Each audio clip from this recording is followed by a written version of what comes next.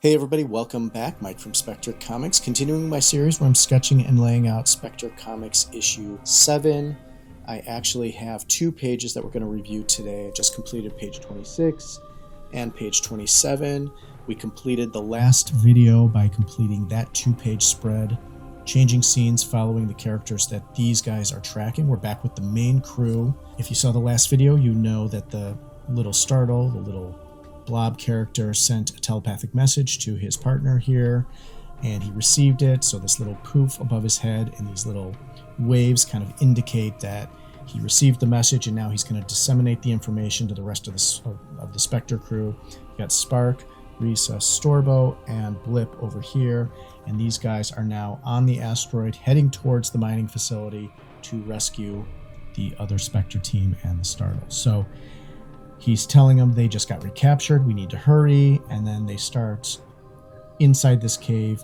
They're going to move towards the Ori facility, but they're going to try to stay out of sight from the enemy patrols. So they're deciding, can we get through this cave? Can we make it down into the other side of the cave and get out closer to where our final destination is, which is the Ori mining facility, which is a couple miles away. So they're exploring the cave, they're scanning, they're deciding if it's safe enough to travel through the cave. Blip here has scanners, and now that he's inside the cave, he can scan a little further and deeper into the cave to decide if it's safe enough to go. Here he's displaying a little holographic picture. He can project things from his eyes, so he's projecting a little hologram of the cave scan, and he's letting them know that there's multiple paths through the cave, but if we travel a mile down the main path, we should be able to get out about a mile down the road and exit the cave and be closer to the facility. So they decide, hey, we're going to go through the cave, we're going to walk through there, making sure there's no danger, and in the final scene here, they are going to head out towards that exit on the other side of the cave, hoping they don't encounter any problems in the cave. So in addition to talking about this 2-page spread for this comic layout, I also wanted to talk about tips for sketching faster, because as I've done a bunch of these pages, I've also come up with some little things that might help lay them out faster, because as I'm trying to get to the end of this book and just get to the inking part, I want to make sure I can sketch faster. So I've learned a few things that have kind of hurried this along, and I'm proud to say that I can pretty much lay out a page in about 30 minutes now, even to this level of detail. Some older comics, you can see the level of detail was much less. Here's a page from issue 6, one of the first couple of pages of issue 6, and you can see there's a lot less detail. The characters are barely detailed. I'm just really getting their gestures down. Very light, loose sketches. You almost can't even tell. I'm much more pleased with my level of detail on these new pages, and you can see that you can pretty much tell what the page is going to look like from these sketches. And I'm doing enough detail where I'm not going to have to change much once I get to the inking part. So let's talk about some tips. Now I've gotten to the point where I can sketch quickly a page this level of detail as I just mentioned. The question is, why is it taking me so long to finish my book? And the reason is procrastination, because I've basically found other things to do and putting this off. But since I've started this video series, we've knocked out a bunch of pages really quick. It definitely goes faster when you're on a roll. So if you get a couple pages done and you want to kind of jump back in and do it, again, this is not my full-time job. I just do this for fun on the side. So drawing these pages is not my most important thing in my day that I have to do, but I do it for enjoyment, and I like drawing it and talking about it and creating. Again, getting back to that creation that I've talked about a couple videos ago. The spending time as a creative person, creating comics and creating characters and creating worlds. It's a lot of fun for me. So here, let's talk about a couple of sketching tips. Number 1, be familiar with your characters. Have a few poses ready to go so you can quickly lay them down. I have a character sheet. I actually drew this. This is a sketch I did of Splo a while ago, which just a couple of quick poses that I could refer to, and I use this and pull it out because I want to use this to kind of show his gestures, and he doesn't speak, so he doesn't have a mouth. All he has is eyes, and he's a blob character. So I drew this a while ago, and I use it as reference all the time to kind of see what kind of emotions. Here he's like getting flat, it's kind of like a scared pose. Here he's kind of alert and inquisitive, and here he's kind of angry and ready to strike. So a couple poses like this for reference, I can get that character sketched really quickly. Number 2, understand the environment for the scene that you're in so that you can loosely sketch the backgrounds. Now, for a scene like this where we're inside a cave, it's pretty simple. The only thing I really want to point out is the entry to the cave, they just went inside, and then maybe there's some cave walls around them. It's more prominent here where we see the cave entranceway at the beginning, and as they're walking out down the path through the cave, I just need to kind of show some references to what the cave will look like. I'll definitely get a little more detailed once I get further in, once I get to the inking part. Number 3, focus on the characters and don't draw backgrounds unless you need reference. You can see there's a lot of panels here where I don't draw any backgrounds at all, specifically when I'm focusing on a character. Now here's a pulled back shot where I could fit a couple of characters in, so the background reference is necessary, but pulled in tight shots like this, and even this one where I have 3 characters in the panel, you don't see a lot of the background at all.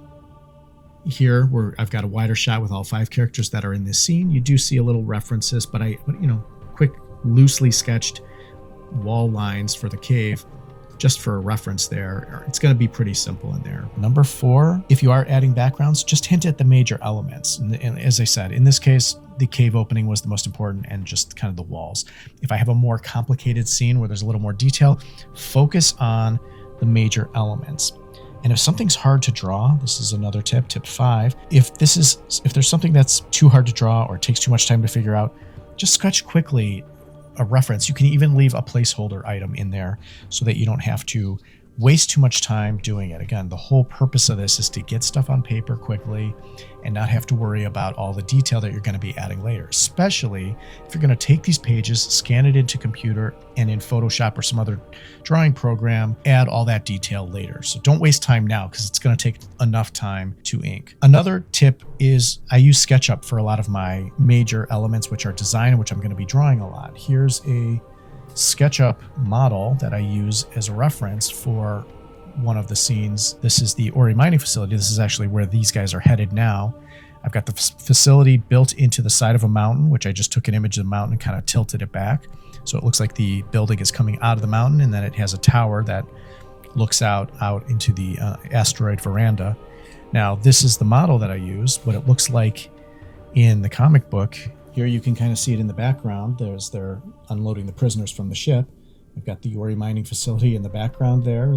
They're on the landing platform, and they're heading down towards the facility. You can see the mountain in the background, and since we're on an asteroid, there's no atmosphere. You can see nothing but stars all day long. So I do use these SketchUp models as a reference, and I actually do bring the model or a picture of the model into my tablet to pretty much trace. I don't have to reinvent the wheel. I can pick the view I want in SketchUp, and I can lay it down, and it makes drawing the facility much quicker, and it's more consistent from scene to scene because I'm using an actual model that I built as reference. Now, if inking digitally, don't draw repetitive things. Here's a page from my last comic where I actually drew this scene, and this panel, pretty much in the same position. Knowing that I'm going to be inking this page, I'm going to just take the ink version of this and copy it over and maybe make some small tweaks so it looks like it's different. Basically, I just put the dialogue in that panel, knowing that I was going to copy these guys straight into this panel and make it look exactly the same with, again, some minor tweaks. Maybe it's a big time saver to not have to redraw stuff that's repetitive from panel to panel. And the final tip I want to give is, if using model references on a tablet, just simplify it as much as possible. If I'm drawing the building that I just showed you, I don't have to draw it at any level of detail if I'm sketching it on paper here. All I'm going to do is bring this model in, but I do want to reference it so I know where it goes on the page. So I will sketch it in and show it. Going back to this page I showed earlier, that's a lot less detail. Both of these ships in this scene were SketchUp models that I brought in. It doesn't even look like this at all, but I just quickly drew it in. This was intended to be the scene. Obviously, I pulled back in this scene and made it so you have a lot more to view.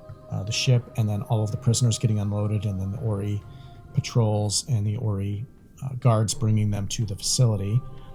Here I wanted to show the ship. Here you just see the back of the ship, and here I wanted to show the ship on a platform, and here I drew a much more dramatic view of it from the top, kind of on an angle looking down, almost in isometric. So you can kind of see these models. I built the model of not only the ship, but the platform, and I just entered that scene in. The hardest part was drawing all the craters around it. Those were drawn just from my imagination, but the platform and the ship, those were drawn from this reference of a SketchUp model. So that's basically what I want to talk about in this video. Hope you found it fun and informative, and let me know if you have any sketching tips you want to share. Put that in the comment section below. Go Go ahead and like the video, subscribe to my channel. More videos like this to come. Hope you have a great day, and we will see you next time. Thank you.